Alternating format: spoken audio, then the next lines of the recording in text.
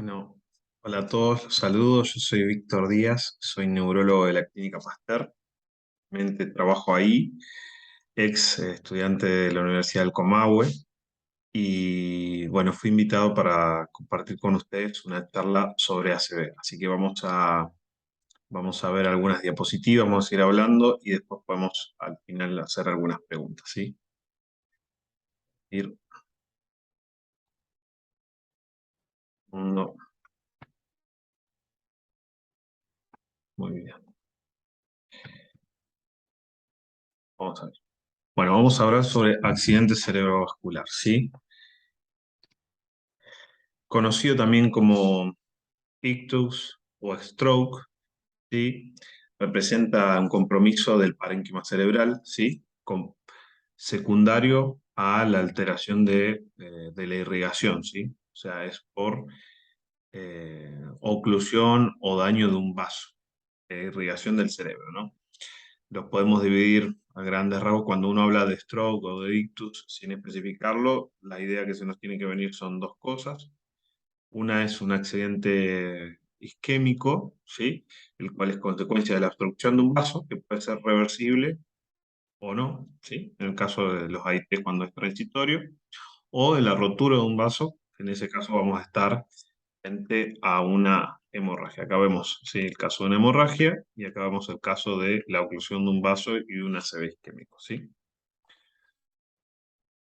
En un infarto del sistema nervioso central o ACV, se producen muertes neuronal, digamos, ¿sí? Produce muerte neuronal, ya sea en el cerebro, pero también, para no olvidar, puede ocurrir en la médula espinal o en la retina, ¿sí?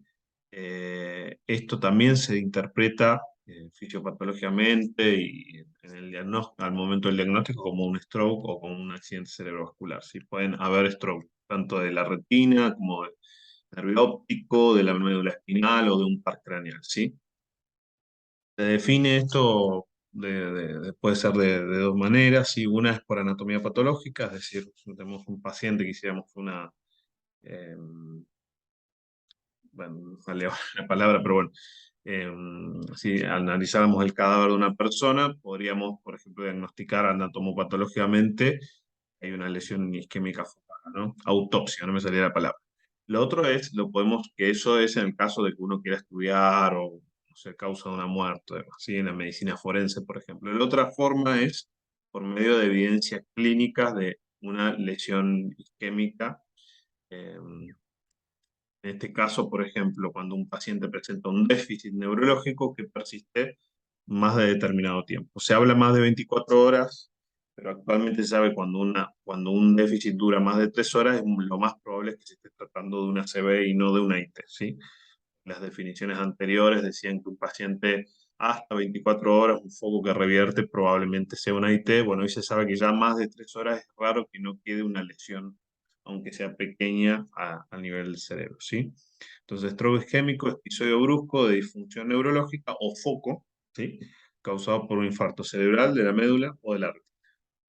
Y stroke silente, que es algo con lo que nos podemos encontrar en la práctica diaria, es la presencia de imágenes o pruebas neuropatológicas de infarto en el sistema nervioso central sin un foco, sin que el paciente haya tenido un foco, ¿sí? Eso no suele pasar a veces, por ejemplo, que los pacientes vienen con un malestar, un decaimiento, por algún motivo alguien les pide una resonancia y se ve que tuvo una CB, ¿sí? Eso sería un stroke silente. Son bastante frecuentes, ¿sí? Epidemiología respecto a esto es la tercera causa de muerte en países desarrollados, ¿sí? Primero están las cardiopatías y las neoplasias y es la primera discapacidad en adultos, o sea que es una patología muy prevalente y muy importante respecto al peso de discapacidad que genera, ¿sí? Principal causa de déficit focal agudo en mayores de 65 años. Esta distinción es importante porque en edades de gente más joven hay otras causas que pueden producir déficit focales y que son más frecuentes. Por ejemplo, pacientes jóvenes diabéticos, hipoglucemia o pacientes epilépticos, etcétera, ¿sí? Hay una incidencia de 9 en cada 1000 habitantes mayores de 60 años y de 18 cada 1000 habitantes mayores de 65 años. Fíjense que la edad es muy importante en relación a los strokes, ¿sí? Obviamente es un importante problema de salud pública en la Argentina y genera una carga significativa de enfermedad por años de vida saludables perdidos por discapacidad y muerte prematura. En la práctica diaria, la gran mayoría de los pacientes que tienen ACV, a no ser que hayan sido ACV muy pequeños y que hayan tenido una recuperación muy completa, muchos de estos pacientes terminan con certificado de discapacidad y dejan de ser activos laboralmente, ¿no? Dentro de los factores de riesgo que tenemos para la producción de un ACV isquémico, quiero aclarar que vamos a estar hablando de ACV isquémico, ¿no? Por ahí no lo dije antes, pero la charla va a ser más sobre ACV isquémicos, ¿sí? Pero bueno, dentro de los factores de riesgo para los ACV isquémicos, tenemos factores de riesgo que se clasifican en modificables y no modificables. ¿Por qué es importante esto? Porque claramente los factores de riesgo modificables nosotros podemos tener una injerencia para tratar de prevenir, ¿sí?, esta patología. Los no modificables son la edad, paciente que tiene más de 65 años va a tener más riesgo, como veníamos viendo. Pacientes de sexo masculino va a tener más riesgo. Factores genéticos, hay personas que tienen determinadas enfermedades que predisponen más a tener ACV y el hecho de tener un ACV previo aumenta mucho el riesgo de prevenir. También, por ejemplo, la población afroamericana tiene más riesgo de ACV y hay algunas otras cuestiones. Pero bueno, esos son los más importantes dentro de los no modificables. Ahora, los modificables, que son fundamentales, que son los que nosotros tenemos que apuntar a tratarnos, encontramos la hipertensión, la fibrilación auricular, que es una causa muy frecuente de ACV, la diabetes, ¿sí?, muy frecuente también, la enfermedad coronaria, la dislipemia, el tabaquismo, la obesidad, el alcoholismo y el sedentarismo, ¿sí? Nosotros en nuestros consultorios de medicina general o de medicina clínica o cualquiera sea, digamos, el acercamiento que tenemos que tengamos con un paciente y que tenga alguno de estos factores, es siempre importante no dejar de pasar la oportunidad, por lo menos de aconsejar o de direccionar para que el paciente tenga un acompañamiento y trate esto, ¿no? Hay mucha gente que no va nunca al médico por ejemplo, caen y tienen el primer contacto, lo tienen con uno, y bueno, uno aprovecha de dirigirlo, decirle, bueno, ocupémonos de esto, de pedir a veces un laboratorio, de medir la presión e ir viendo estas cuestiones, ¿no? Pero estos son los más importantes porque son los que podemos modificar para hacer prevención de esta enfermedad, ¿no? Bueno, hablando respecto a la fisiología de los ACVs, como se trata obviamente se trata de una alteración de la irrigación en un sector del cerebro, ¿no? Pero es muy importante comprender, ¿sí?, que el cerebro tiene su propia autorregulación, eh, que depende de principalmente la presión arterial media, ¿sí? Entre 50 y 150 milímetros de mercurio de presión arterial media, la, la perfusión cerebral se mantiene prácticamente constante. Por debajo de esos valores, por debajo de 50 de presión arterial media, se empieza a producir como un colapso de los vasos, se puede empezar a producir un colapso de los vasos, y por encima de esas presiones se pierde el tono constrictor de los vasos, se pierde la autorregulación, entonces la presión que empieza a manejar el cerebro es mucho, mucho más alta. Y eso puede generar problemas secundarios importantes, ¿sí?, como por ejemplo la hipertensión endocraniana, ¿sí? Ahora, ¿por qué es tan importante? Como decíamos recién, cuando hay una isquemia, nosotros lo que vamos a tener es una alteración de la perfusión en la zona que se esté infartando. Y dentro de esa zona vamos a encontrar que no es todo, no, la afectación del flujo sanguíneo no es igual en todas las partes, ¿sí? Hay algo que se denomina, que ahora vamos a ver un poquito más adelante, pero hay algo que se denomina el core de la lesión, que es el centro o es la lesión o es el lugar en el que más está afectada la perfusión y de forma excéntrica, es decir, de adentro hacia afuera, desde el core hacia afuera, la perfusión va de forma paulatina mejorando, ¿sí? Llegamos desde la zona donde está más afectada o comprometida hasta las zonas en las que está normal, ¿sí? Lo normal del flujo sanguíneo cerebral es que esté por arriba de 50 milímetros cada 100 gramos de cerebro minuto, ¿sí? Oligoemia, es decir, cuando ya está empezando a haber una falta de sangre de entre 35 mililitros cada 100 gramos minuto, ¿sí? Después, cuando se baja por debajo de los 20 mililitros minuto, empieza a haber alteración de la transmisión sináptica y por debajo de 10 mililitros se empieza a producir la muerte cerebral, ¿sí? Acá volvemos a lo que estábamos hablando recién, ¿sí? Acá, esta sería la zona del core isquémico, que es la zona ya más dañada y normalmente es la zona que se daña y ya es irreversible. Pero nosotros tenemos un área circundante en la que está la perfusión está alterada y en esta zona hay neuronas que todavía pueden rescatarse. Entonces, por eso es tan importante conocer esto y nuestros esfuerzos van a ir dirigidos a salvar esta zona, ¿sí? Fíjense acá, como decíamos, alteración en la perfusión de 10 a 18 mililitros cada 100 gramos minuto, produce parálisis neuronal y una isquemia que todavía es reversible.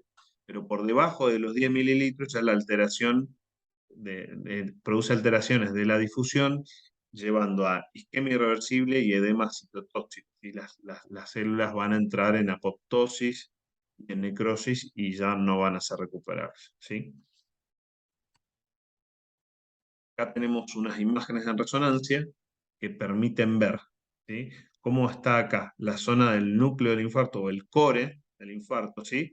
Y después esto nos muestra la zona de penumbra, ¿sí? La zona de penumbra que está acá naranja. Esta es la zona que nosotros podemos salvar, ¿está bien?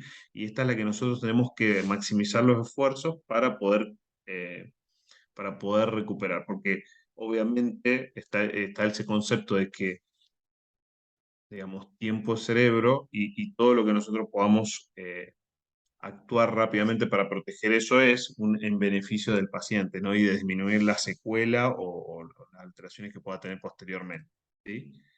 Acá venimos, mostramos un ejemplo de qué es lo que pasaría si logramos la reperfusión o la no reperfusión, ¿sí? Fíjese que tenemos el core isquémico, la zona de penumbra, un paciente que es reperfundido, es tratado, termina produciéndose un infarto relativamente pequeño, en un cambio un paciente que uno queda libroso azar, y por ahí uno no puede hacer los cuidados necesarios, y ese paciente termina teniendo un infarto mucho mayor con la discapacidad y los problemas que eso implican para la persona, ¿no?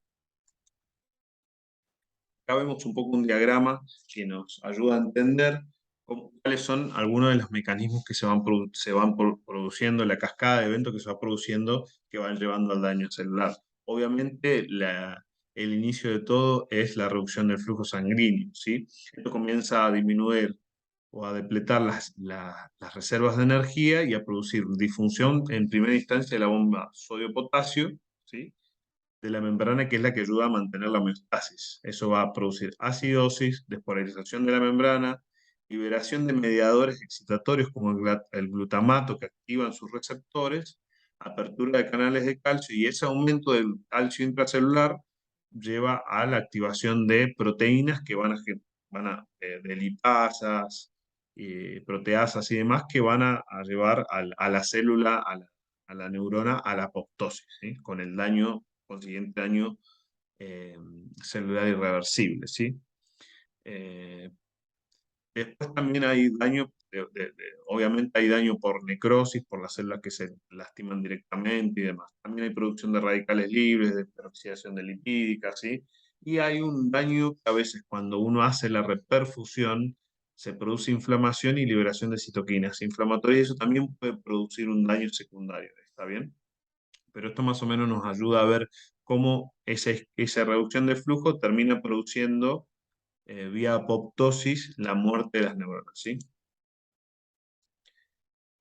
Ahora, cuando nosotros hablamos de ACV isquémico, y esto es algo que yo siempre insisto cuando charlamos con los residentes y demás, es nosotros cuando estamos frente a un ACV tenemos que preguntarnos cuál fue la causa de ese ACV, ¿sí? Está bien, tenemos el diagnóstico de que tenemos un ACV, sabemos que es un ACV isquémico, estamos parados en este momento y la pregunta que nos tenemos que hacer es ¿por qué se causó este ACV? Eso nos va a ayudar a ver qué estudios debemos pedir y también qué tratamiento y qué prevención vamos a hacer en este paciente. A grandes rasgos se pueden dividir, vamos a ir charlando algunos, por ejemplo, hay ACVs que son de mecanismo trombótico, es decir, secundario a la oclusión de una arteria cerebral intracraneal o extracraneal por un trombo, ¿sí? O una que pueda sentar o no en una placa aterosclerótica. Otro tipo de ACV, digamos, otro fenotipo de ACV es el ACV embólico, ¿sí? Que es debido a la oclusión de una arteria por un émbolo originado en otro punto del sistema vascular, pudiendo este émbolo provenir ya sea del corazón o de otra arteria, en lo que sería una embolia arterioarterial. ¿Está bien? Y hay algunos tipos de ACV que se llaman hemodinámicos que ocurren en las zonas limítrofes entre dos territorios arteriales, ¿sí?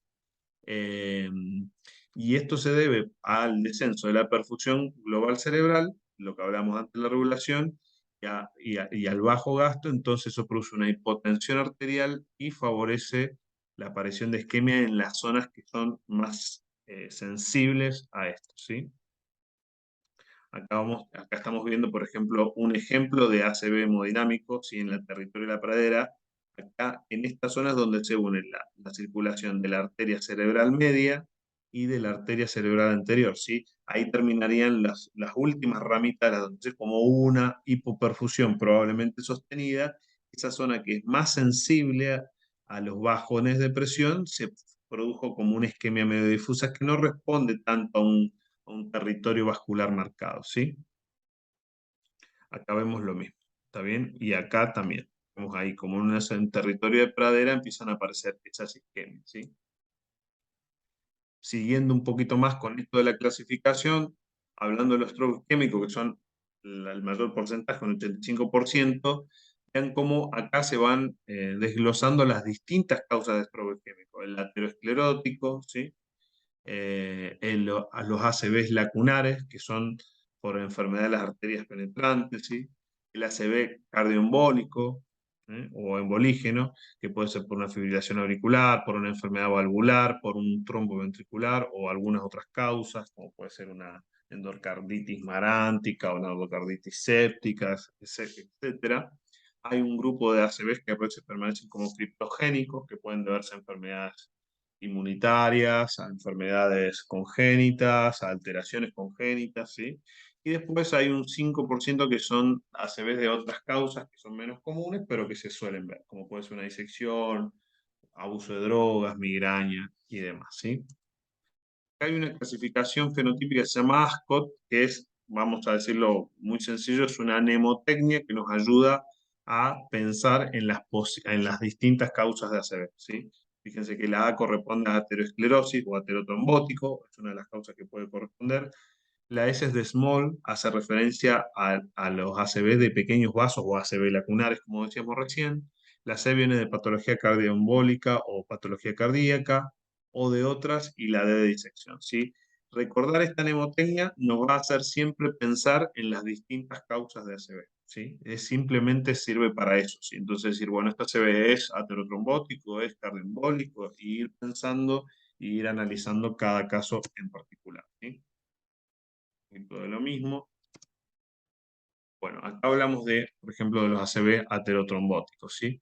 Estos corresponden al 20% de los ACV isquémicos. Fíjense cómo se ve en esta imagen una placa, ¿sí? De ateroma que está ocluyendo la arteria carótida interna, ¿sí? Entonces, probablemente si este paciente tuvo en el terreno ipsilateral de esta arteria una ACV o una isquemia, y yo voy haciendo los estudios, encuentro esto, yo presupongo que probablemente esta placa que está complicada ha liberado un trombo y ha embolizado y ha producido la ACV, ¿sí? Criterios clínicos sugestivos: soplo cervical ipsilateral a zona isquémica. Hay test previos, es decir, que eso habla de que hay un vaso que está enfermo, que el paciente tenga cardiopatía isquémica, que tenga claudicación intermitente. Eso habla de enfermedad panvascular y un déficit neurológico que va progresando, ¿sí? Generalmente se va instalando con el pasar de las horas. Eso es más a favor de un ACV aterotrombótico, ¿sí? Porque es un ACV que se va como complicando en base a cómo está esa placa inestable, ¿no? Los ACV lacunares corresponden al 25% de los ACV isquémicos, son ACVs pequeñitos, miden menos de 2 centímetros o de 1,5 centímetros, como es acá, y se producen generalmente por la oclusión de una arteria perforante, ¿sí? Debido a la hipolianinosis. Tiene mucho que ver con la hipertensión. Fíjense acá, por ejemplo, en esta imagen, que debería esto ser igual, esta zona igual a esta, y acá vemos una hipodensidad muy chiquita que acá no se ve, ¿sí? Eso es un ACV lacunar isquémico. Es muy sugestivo de un paciente. ¿En qué pacientes yo debería sospechar esto? Bueno, pacientes que son hipertensos, pacientes que presentan una clínica determinada, porque al ser ACVs muy pequeños, son ACVs que tienen clínicas de presentación muy típicas. Entre esas están un síndrome motor puro, como puede ser una hemiparesia, un síndrome sensitivo puro, como puede ser una hemianestesia. Pueden tener una mezcla de ambos, cuadro sensitivo motor, pueden tener una hemiparesia atáxica o un síndrome de Disartre y mano torpe, ¿sí? Esos son, cuando uno hace un examen físico neurológico, encuentra estas presentaciones, nos hace sospechar en una ACV lacunar, ¿sí?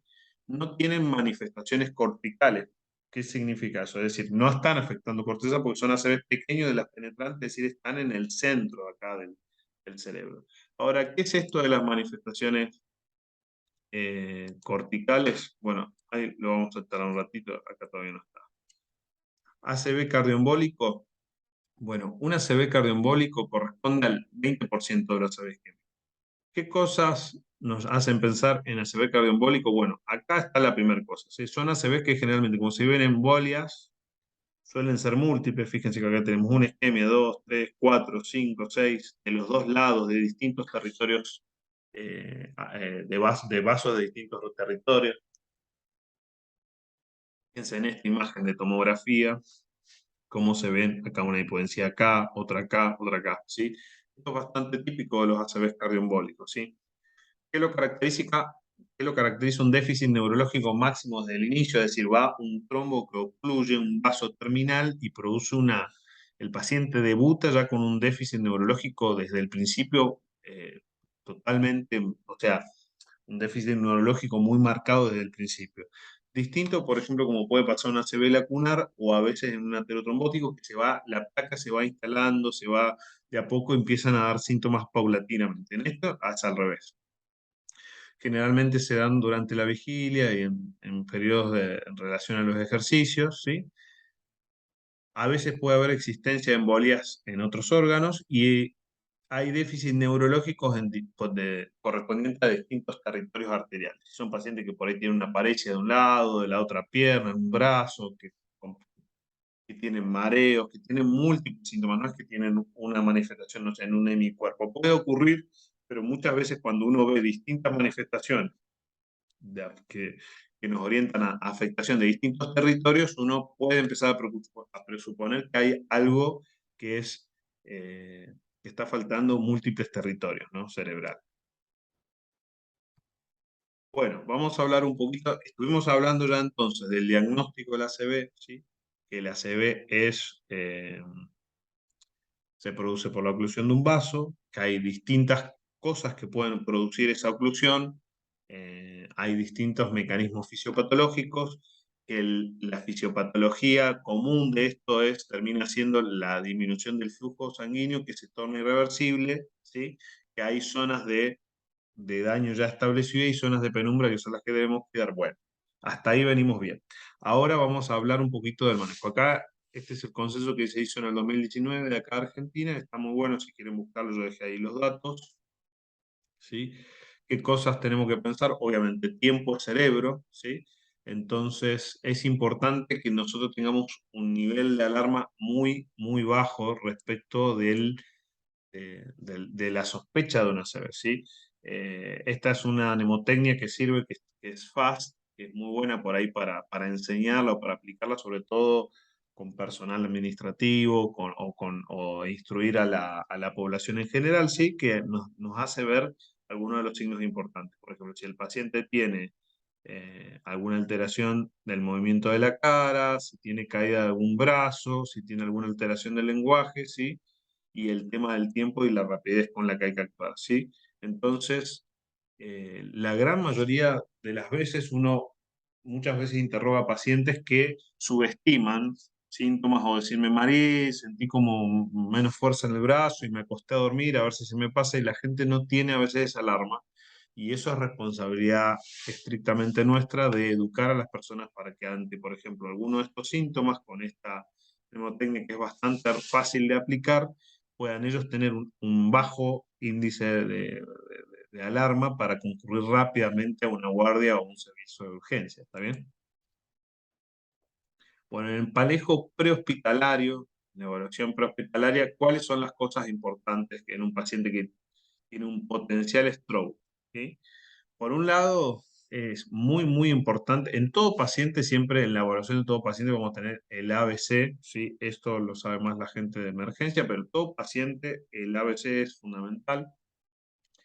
Pero entre las cosas que destacan en un paciente que sospechamos ACV, que no debería dejar de tenerse es una determinación de la glucemia, ¿sí? En ese momento, porque uno de los confundidores más importantes, y por la frecuencia de la diabetes, con respecto a una ACV, puede ser una hipoglucemia. ¿Está bien? Entonces, un paciente que concurre a una guardia que tiene un déficit neurológico, una de las primeras cosas que yo tendría que estar haciendo los primeros 5 o 10 minutos es evaluándole la glucemia capilar, ¿sí?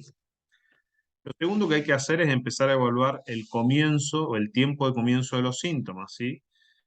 Eso se puede preguntar de distintas maneras. Una de las más comunes es cuando no sabemos, cuando la paciente, si alguien lo vio y te dice, mira, yo estaba tomando mate con él y empezó hace 30 minutos, ya sabemos que hace 30 minutos. Pero si no, el momento que se toma como comienzo de la CB es la última vez que al paciente se lo vio bien, ¿sí? Y eso puede ser, por ejemplo, incluso tomarse con respecto a una llamada. Es decir, yo hace 2 horas hablé con mi mamá y ella me respondió y estaba completamente normal.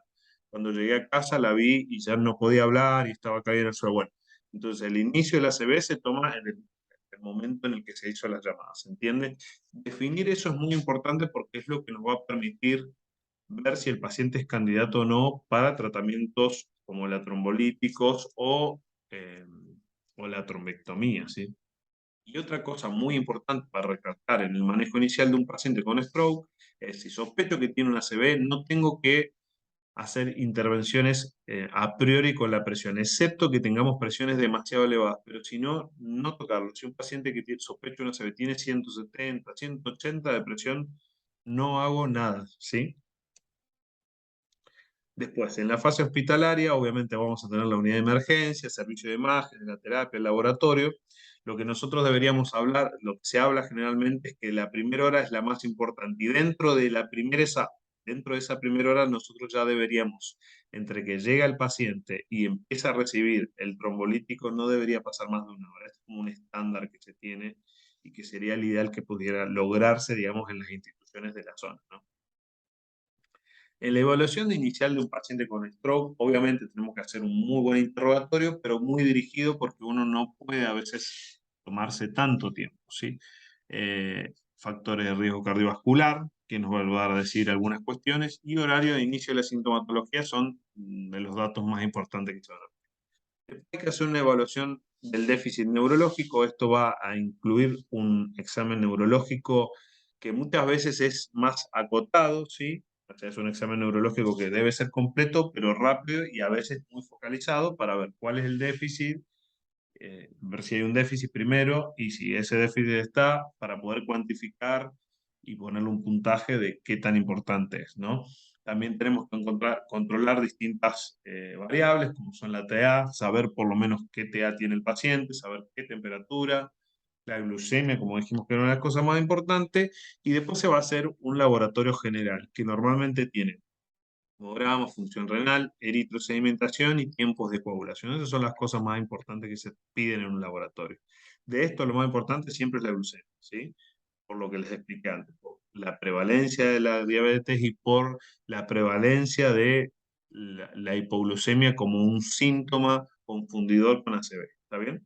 Y después también hay que realizar un electrocardiograma que nos va a ayudar al saber si ese paciente, por ejemplo, está teniendo un ACV cardioembólico, si encontramos una arritmia como una fibrilación auricular o un flutter auricular que son altamente embolígenos. ¿Está bien? Vamos a pasar. Bueno, ¿cuáles son algunos simuladores, algunas patologías que pueden simular stroke? Bueno, acá tenemos enumeradas algunas, ¿sí?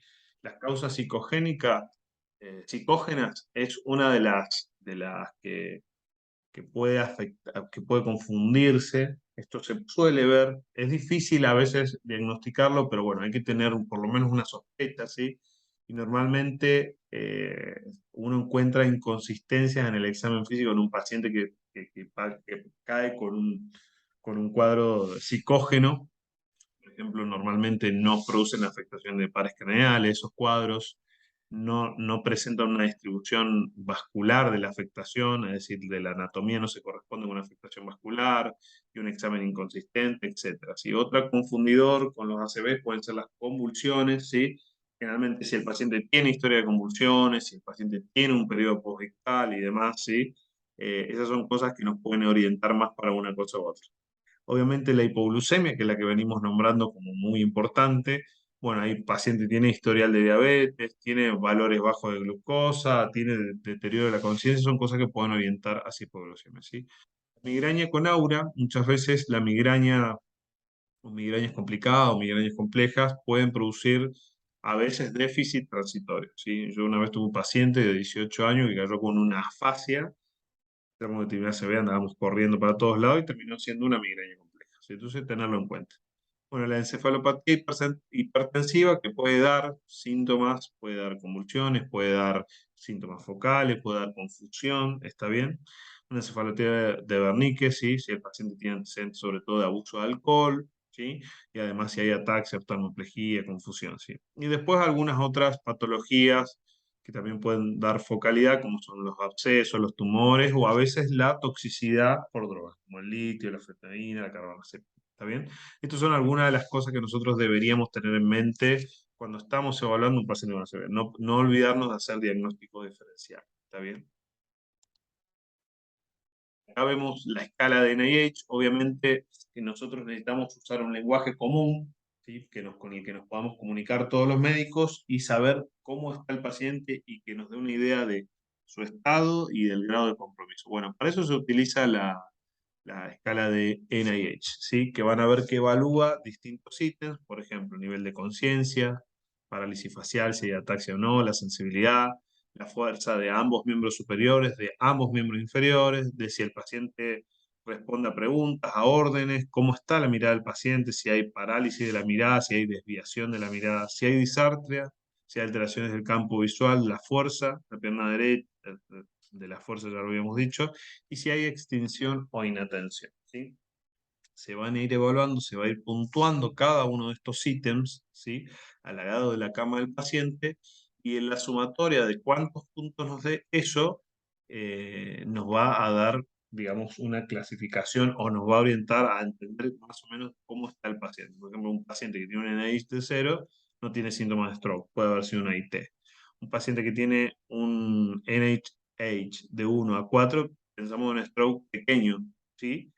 De 5 a 15 un stroke por lo menos de moderado tamaño. Ahora, fíjense esto, stroke con NIH de más de 20, estamos pensando ya en cuadros severos, ¿sí? Es decir, un compromiso de parénquima cerebral muy grande, y eso nos puede condicionar cosas como el tratamiento o la evolución, o nos puede hablar pronósticamente cómo va a andar ese paciente, ¿sí?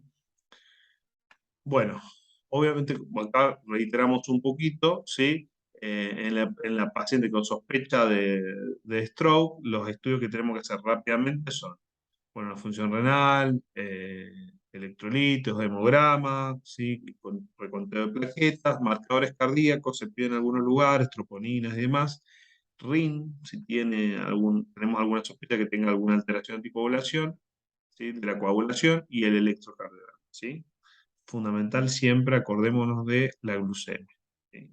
Fíjense que lo que ponemos como recordar. Si no hay tiempo, o si el tiempo que tenemos para tratar al paciente es limitado, nosotros teniendo solo una glucemia y una neuroimagen, ya podríamos tomar la decisión de trombolizar. Con esas dos datos nada más, ¿sí? A veces se pide el laboratorio, se hace todo, pero teniendo solo esto y si el tiempo apremia, se puede trombolizar al paciente, ¿sí?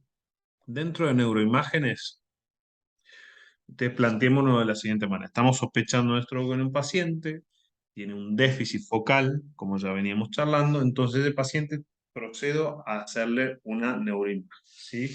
La neuroimagen, el, el concepto que ustedes se tienen que llevar, lo más importante es que nos permita distinguir si estamos ante un evento hemorrágico o isquémico, porque los tratamientos van a ser diametralmente opuestos, ¿sí?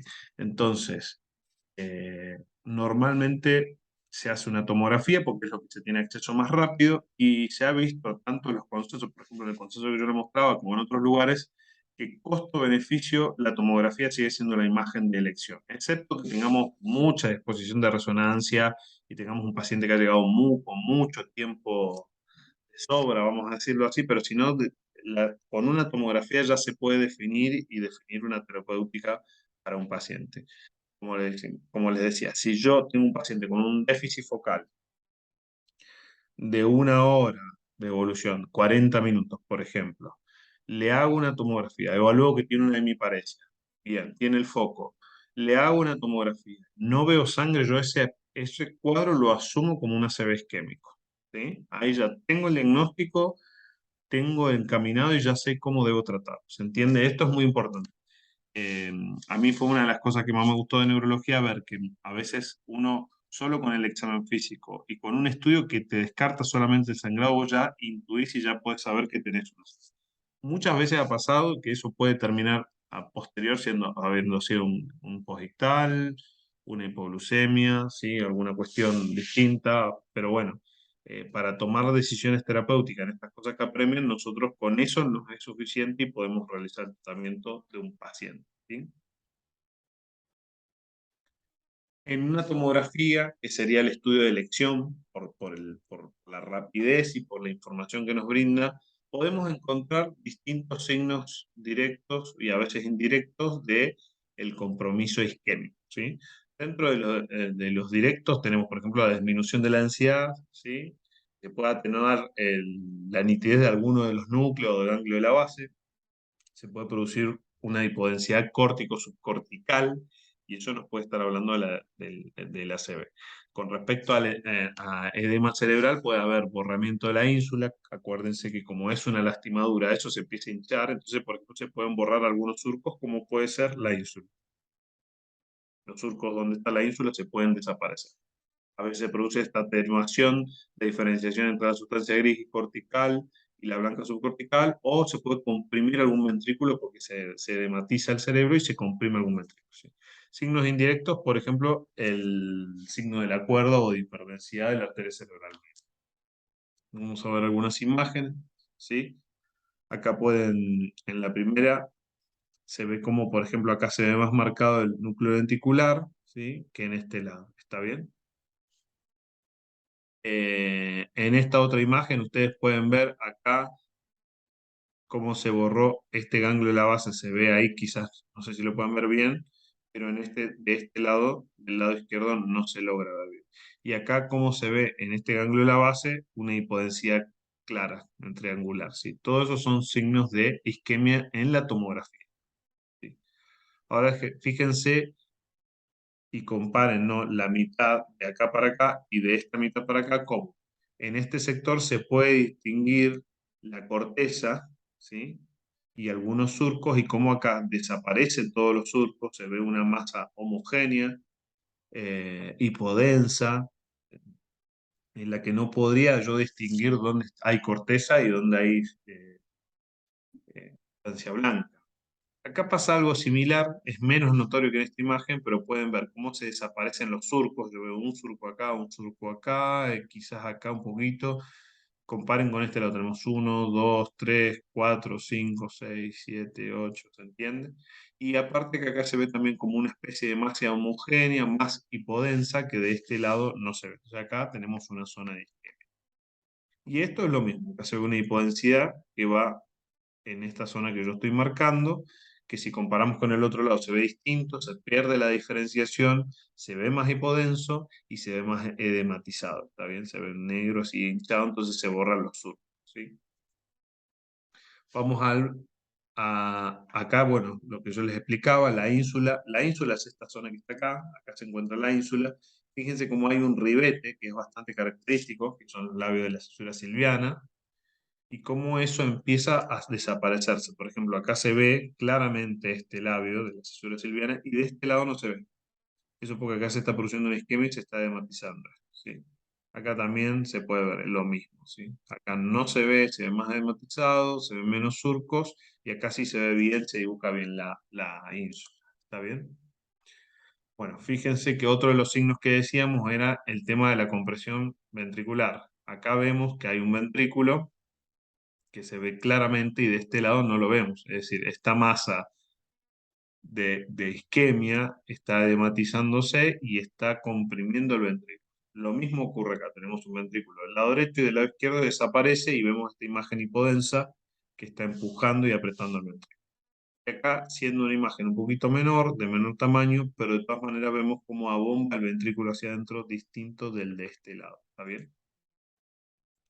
Y después el signo de la arteria cerebral media hiperdensa es esto que se ve acá, ¿sí? Acá donde se forman las arterias cerebral media, cómo se ve, una de las dos que se ve como un cordón marcado, acá se ve mucho más claro, y eso nos habla de que probablemente ahí haya un trombo que esté ocluyendo, ¿sí? Eh, es un signo ya que es muy indicador de ACV. ¿Sí?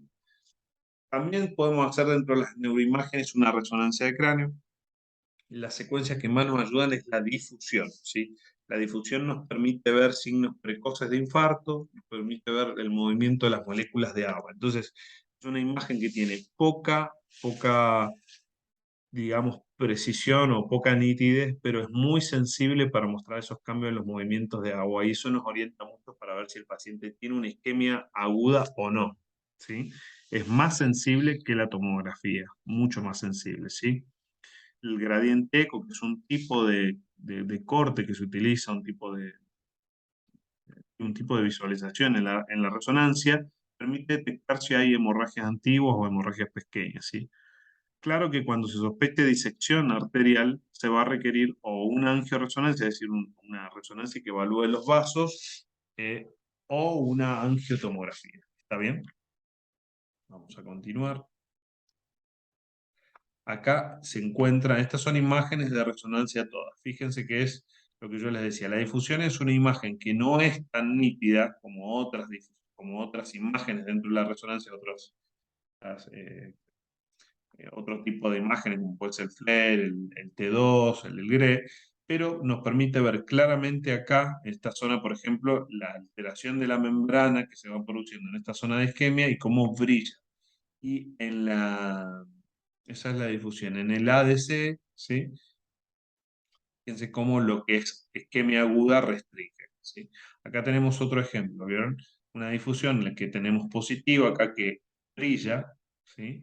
Y cómo se encuentra negro acá, eso es decir, que está restringiendo, que nos habla de un ACV agudo, ¿sí? Acá tenemos lo mismo, difusión, el brillo en el territorio de la arteria cerebral media y acá se encuentra oscuro. ¿Está bien? Después, dentro de las neuroimágenes, hay otras imágenes que se pueden hacer. Se pueden hacer angiotac, angioresonancia, se puede hacer hasta una angiografía, resonancia por perfusión, pero cada uno de esos estudios va a ser acorde a la necesidad o al cuadro del paciente. Como ya les dije, solo con una tomografía nosotros ya podemos guiar el tratamiento trombolítico a un paciente y a veces sí hay que agregar una angiotac si sospechamos que vaya a requerir alguna trombectomía o que sea un candidato para trombectomía, ¿sí? Acá seguimos con las imágenes, podemos ver. Fíjense cómo acá está esta zona brillando, que es la zona de la difusión positiva, es decir, acá se está lastimando las membranas y todo se está produciendo el infarto. Acá cómo se evalúa la zona de perfusión disminuida. Cuando uno hace el mismatch, que es una técnica que se hace con imágenes, se logra mostrar el core de la lesión y la zona de penumbra. Bueno, esto nosotros ya no lo vamos a salvar. Esto tiene ya menos de 10 mililitros cada 100 gramos minutos, ¿sí? de flujo sanguíneo cerebral. Pero esta zona en azul podemos nosotros intentar y debemos intentar cuidarla y preservarla para que el paciente tenga la menos problemas posible, ¿sí? Tratamiento médico general, bueno, ahí se incluyen varias cosas. Como dijimos, hay que monitorizar, ¿sí? Los signos vitales del paciente, frecuencia cardíaca, TA, saturación si hace falta, y obviamente evaluaciones neurológicas seriadas para ir viendo cómo está el paciente, ¿sí? Hay que mantener todos los normos posibles, ¿sí? Normotermia, normoglucemia, ver que el paciente tenga un medio interno que esté estable, ¿sí? Con respecto acá, quizás como muy importante marcar lo de la presión.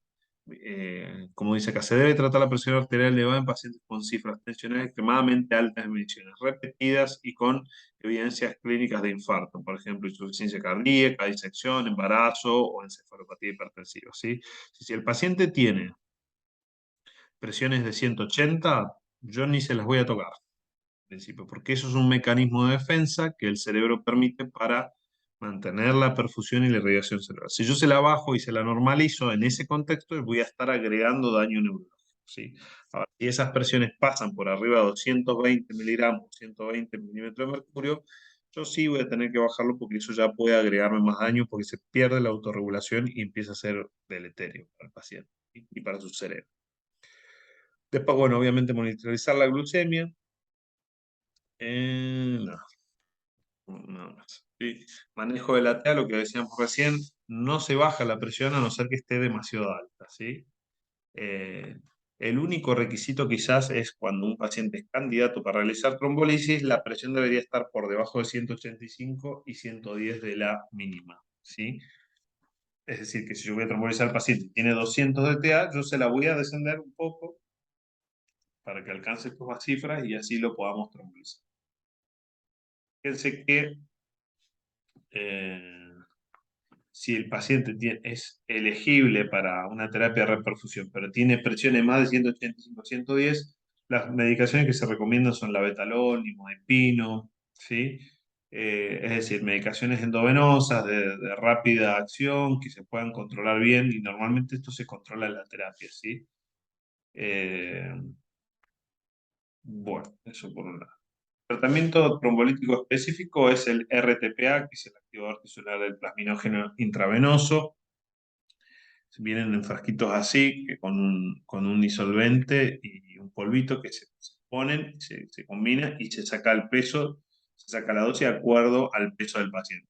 El cálculo es de 0,9 miligramos kilo por los kilos que pesa el paciente y una vez que ya tenemos preparada la medicación, se pasa un 10% en bolo, es decir, por ejemplo, si el paciente le tuviéramos que pasar 90 miligramos, le vamos a pasar 9 miligramos en bolo y el resto se va pasando en el transcurso de una hora, ¿sí? Si el paciente le estamos haciendo trombolíticos endovenosos y empieza con cefalea, hipertensión aguda, náuseas, vómitos, empeoramiento del examen neurológico, se debe descontinuar el tratamiento con trombolítico y obtener una tomografía de emergencia, ¿sí? Siempre es recomendable no invadir al paciente innecesariamente si se va a trombolizar, es decir, no colocar sonda nasogástrica, no colocar catéteres en la vejiga, tratar de no poner catéteres para evaluar la presión, ¿sí? Todo lo que sea invasivo, tratar de evitarlo. Solo se colocan dos vías, que son las que se van a usar para hidratar y para infundir el trombolítico, ¿sí? Y como recomendación, luego de 24 horas de que se ha terminado de pasar el trombolítico, se recomienda evaluar una tomografía o una resonancia para intentar descartar si hay transformación hemorrágica, empeoramiento de la ACV y demás, después de que ha sido tratado el paciente, ¿sí?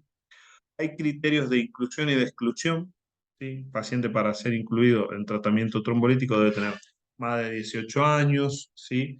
Eh, Tienen que haber comenzado con su cuadro hace menos de 3 horas, ¿sí? No haber tenido una cirugía grande previa, no haber tenido síntomas sugestivos de hemorragia subaracnoidea o de una neoplasia intracraneal, ¿sí? Tener un recuento de plaquetas mayor a 100.000. Hay varios criterios de inclusión y de exclusión, ¿sí? Hay criterios que son relativos, como por ejemplo estar embarazada, si el paciente ha tenido alguna convulsión, ¿sí? Y demás. Tenemos que repasar, acá quedan algunos, ¿sí? Siempre estos generalmente se tiene como un checklist que cuando viene el paciente se le hace una pregunta. ¿Estuvo operado? ¿Tuvo un trauma importante hace poco tiempo? ¿Tiene algún problema, alguna discrasia sanguínea? ¿Está anticoagulado? Si está anticoagulado, ¿cuál fue su último RIN? Se van preguntando esas cosas y se van tildando y se va descartando, ¿sí? Ahora se sabe, se ha generado lo que es una ventana ampliada que se utiliza hasta 4 horas y media. Hay pacientes que se los realiza trombolisis, pero que deben cumplir determinadas características. Ser menores de 80 años, tener un NIH, que es la escala que decíamos de afectación menor a 25, no tener historia de uso de anticoagulantes, sin antecedentes de ACV previo y sin antecedentes de diabetes, ¿sí? Esas cosas pueden generar que el paciente tenga un peor desenlace, por eso si tiene alguno de estos antecedentes, se excluye de esta ventana ampliada hasta las 4 horas y media. Otros tratamientos específicos para el ACV, bueno, los pacientes que no se trombolizan eh, y en los que se trombolicen también, pero un poco posterior, se va a realizar antiagregación. Generalmente se puede utilizar, hay distintas medicaciones, pero las más comunes son el clopidogrel y la aspirineta. Hay pacientes seleccionados los que se van a anticoagular, sobre todo cuando la causa sea la cardioembolia. Esos pacientes, excepto que medien alguna contraindicación, que sean muy mayores o demás, o el riesgo, mucho de riesgo de caída, etcétera, se los va a anticoagular cuando corresponde. Después también están los tratamientos invasivos, como son de trombolisis interarterial combinada, ¿sí? Y, y algunos dispositivos que permiten extraer, ¿sí? los trombos. Ya hablamos de la aspirineta, la dosis es entre 100 y 300 miligramos día. Normalmente cuando el paciente viene, se da una dosis de carga de 300 miligramos y después se continúa con 100 o 200 miligramos día. Y el clopidogrel también es otra medicación que se puede utilizar. Normalmente se hace una carga de 300 miligramos cuando el paciente se interna y luego se continúa con 75. Esto tiene que ver con los tiempos que demora en llegar a generar la antiagregación clínicamente relevante, ¿sí? Algunos pacientes requieren tratamiento quirúrgico del ACV isquémico, que es una cirugía descompresiva, y generalmente son los pacientes que hacen ACVs extensos, sobre todo en el territorio de la cerebral media, que suelen ser ACVs muy grandes y que secundariamente producen un deterioro neurológico del paciente porque se produce edema cerebral, efecto de masa, compresión y deterioro, a veces herniación y deterioro del paciente. Esos pacientes, para que no mueran, hay que hacerle una craneotomía descompresiva para que tengan lugar para ese cerebro hinchado. Y también es muy importante remarcar acá ese infarto cerebeloso, pero serían los infartos que son de fosa posterior, porque es una zona que es muy proclive a poder complicarse y a poder evolucionar mal rápidamente. ¿Sí? Entonces, en esos casos, a veces uno decide hacer cirugías descompresivas preventivas para evitar peores desenlaces del paciente. ¿Sí? Y bueno, acá terminó la clase. Ahora vamos a dejar un espacio para las preguntas. Como resumen, decirles que siempre debemos sospechar en un paciente, siempre debemos tener paciente esta patología, porque es una patología muy prevalente. Acordarnos que el paciente se va a manifestar normalmente con algún tipo de déficit focal, ¿sí? Algún tipo de déficit focal va a debutar y nosotros en ese momento, nuestra evaluación clínica, nuestro examen neurológico van a ser muy importantes para determinar si esa focalidad habla de un posible compromiso del sistema nervioso o no. Si es así, debemos descartar rápidamente algunas cosas, como dijimos, son que el paciente tenga alguna intoxicación, que tenga algún un cuadro de hipoglucemia o algún otro simulador y hacer rápidamente una tomografía, pensarlo y activar rápidamente un protocolo de stroke, hacer tomografía, avisar, llevar al paciente y prepararnos para conseguir la medicación, todo y poder hacer la trombólisis, ¿sí? Así que bueno, vamos a dejar espacio para las preguntas ahora y podemos ir charlando algunas otras.